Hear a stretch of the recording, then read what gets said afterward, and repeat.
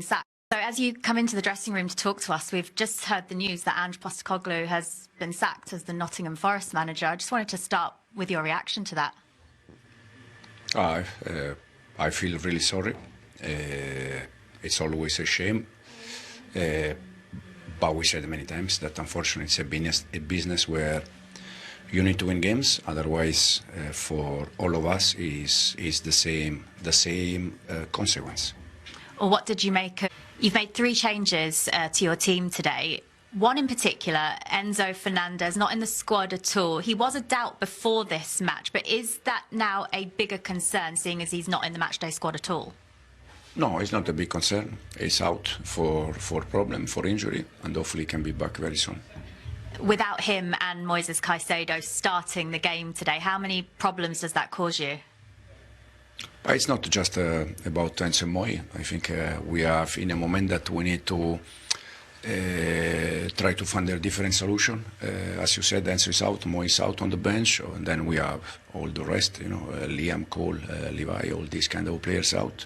But we're gonna try to find a solution. To feelings than watching your team beat Liverpool at Stamford Bridge in stoppage time, but those celebrations do mean that you're unable to be in the technical area today. So talk us through how you plan to communicate with your team today. We have a connection with the bench, but also we have 2-3 coaching staff in the bench that they can be there and they can manage the situation. Although it's been the international break, because of the elation and the high that your team got out of that Liverpool win, is it possible to still carry momentum into this next stage of the season from that victory? For you to score on your 200th Chelsea appearance today and get all 3 points too. No, it was amazing. Always coming back after international break. We've always found it tough. Last time on international break we had our form wasn't so good when we came back, so we knew we needed to make changes and start fast. And coming here is a super tough place to come. And first half we created a few chances, but it was 0-0. And second half we came alive and we got the 3 points. Josh, what a special moment for you! Your first senior goal for Chelsea. How did that feel? It was quite a surreal experience. It was just a proud moment for me and my family, and I just want to thank God. Reece, how proud are you of him, seeing him come through the Chelsea youth system? Yeah, no, it's amazing to see. He's finally, playing more regular, and he's showing the world, how good he is and what he's capable of. And he's an amazing boy and an amazing player, and long may it continue. As 2 academy boys, what's it like for you having someone like Reece to look up to, who's now the captain of this club? Yeah, it's that inspiration to know that you can come through the academy and play for Chelsea first team. So I'm also grateful for Reece and all the other academy players, as they give me lots of support, so it's good. Much more to come from him?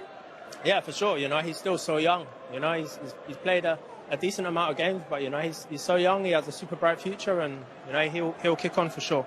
You talked about the importance of getting this result today. How tough did you find it out there, particularly in that first half, as you mentioned, knowing that this Forest team were going to be fighting for absolutely everything today? Yeah, of course. They made it tough for us. It's always hard, playing against a 5, when they was maybe slightly more defensive. But, as the game went on, we kind of got into our rhythm a bit more and, created more. And then we finally, took the chances when they fell to us. Well, well done today. Congratulations, both of you. And Reece, you're today's player of the match. Well done. Thank you. Thank you. And an assist in that win, and it is a win for Chelsea, a defeat for Nottingham Forest, which has led to the sacking of Ange Postecoglou. The club have already announced that the manager has been sacked. This is the statement. Nottingham Forest Football Club can confirm that after a series of disappointing results and performances, Ange Postecoglou has been relieved of his duties as head coach with immediate effect. The club will make no further comments at this time. Well, we know the owner isn't a man for patience, but that was a very quick reaction today. Peter, your response? Yeah, I think the decision was made the minute he left his seat. I think it was the empty seat spoke volumes. I think myself and Glenn were discussing off air. It was pretty obvious that the decision was going to be made. The fact that it's been made quite so soon after the game, I thought he might have let the dust settle a couple of hours. But this chairman certainly doesn't mess about. What was the point, Glenn, where you felt there was no way back? Well, I think when he left the stadium, I don't know if he left the stadium, he might have gone into a box. He went or into something. his box, actually, But didn't leave the stadium. To leave his seat there after 60 minutes, it weren't like it was 85 minutes. I think that was a statement in itself, really, in many ways. But like Peter, I'm surprised he's done it so quickly after the game. Let the dust settle and let Ange sort of have a little bit more pride and going out. But this is football. Eight games, all right, they haven't gone very well, but after 8 matches, if you're a manager, there's no time at all. It really isn't, even though results are not going great. Do you think it's a ludicrous amount of time to be making a change, Peter, after 8 games in charge? I think, yeah, I mean, you'd expect more. I mean, it's really difficult for Ange, but I do think the results were there. And I think the way the crowd were, there was a kind of almost a toxic atmosphere before the game. They've all left the stadium. I do think it was beginning to be a real problem, and I don't think results would have got better quickly. It's probably the right decision, although it does seem incredibly unfair after just 8 games. But even when he was hired, I mean, his beliefs and his philosophy was so different to what Nottingham Forest had done so well in the previous season. I think everyone in football was a little bit surprised by the appointment being chalk and cheese. It was so different to Nuno, and they had great success under Nuno. Given that, do you think he was almost doomed from the start? No, not from the start. I mean, even today they should have been and could have easily been 2-0 up. With the chances, that's down to the players. Ange can't be blamed for that, the misfiring in front of goals. So they get a 2-2 draw out of this, or they win 2-1, he wouldn't have been sacked. It would have been a little bit of a footing to then a stepping stone to try and grow and get more confidence, get the crowd back on his side. They're the small things. They're the dividing line. So whoever comes in at this football club as manager knows he's got 8 games. He's going to be given 8 games, is he, to make a success of it? And that doesn't seem right to me. It really doesn't. I do also think it's a great job. It's a side in Europe at the moment with fantastic players, and it's a great job for someone to get their teeth into. For who? Who will be getting that job? Obviously, there's been all of those stories about Sean Dyche during the international break. There's obviously lots of reasons for that. He wouldn't need any compensation. He lives close by. He's got Ian Woan and Steve Stone, club legends, alongside him. So you can see why those links are being made. But do you think he would be a suitable replacement? Yeah, I do. I think it's whether or not he can get a long-term deal. I mean, I've worked with Sean Dyche, and I absolutely love working with him, and Ian Woan and Steve Stone as well, absolute legends at the club.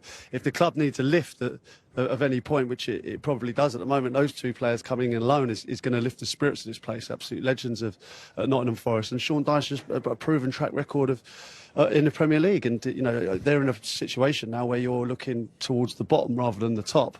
Who better to steer the ship than Sean Dyche? They could end up in the bottom 3. Meanwhile, the early kick-off, it's all over at the City Ground, and Chelsea have beaten Nottingham Forest by 3-0. So for Ange Postecoglou, it's 4 defeats in a row in all competitions, and after 8 games in charge, he remains winless. Game over for you, Clinton. Is it game over now for Ange Postecoglou, do you sense? Yeah, I think it could be. I think, as you said, losing 8 games is nowhere near good enough. They got a big European game on Thursday night. Not lost 8, without a winning 8. Without a winning 8, but but it's still been nowhere near good enough. And obviously on Thursday, they got a big Europa League game, and will Ange still be in charge? I don't think he will. Listen, there was a few boos at the end, but they weren't saying like you're getting sacked in the morning and stuff like that, where they were saying in previous games. But I think they saw a performance. They did put in a performance, but the problem they're having all season is can't keep clean sheets, where they were good at that last season and they were managing to get wins, and Chris Wood was on fire, and they had Hudson-Odoi, Langer, Gibbs-White. These players have been quiet for them this season. They're not scoring goals. They're not taking the chances. They're not taking the chances today. They did in the first half, and they're missing big chances as well. And even at 2-1, Igor Jesus has a great chance. He hits the bar, hits the post. And there's a little clip there of Ange by himself in the middle of the pitch, just clapping the fans and stuff. Like, you do feel for managers in these kind of situations, and I think he knows he's probably doomed at the moment. Back to Clinton, because one black mark against Chelsea this afternoon. What has been a very good afternoon so far. Talk us through what happened. Yeah, Gusto, making a tackle. There's no need to make a tackle. In Nottingham Forest's half, he doesn't need to, and it was his second yellow card, and he deserved to get sent off. So that was only... Yeah, that was a sour note for Chelsea, which has been a big 3 points for them. But, silly to get a second yellow card. Cameron went to Maresca, he was shaking his head, he weren't happy about that. No need to do it.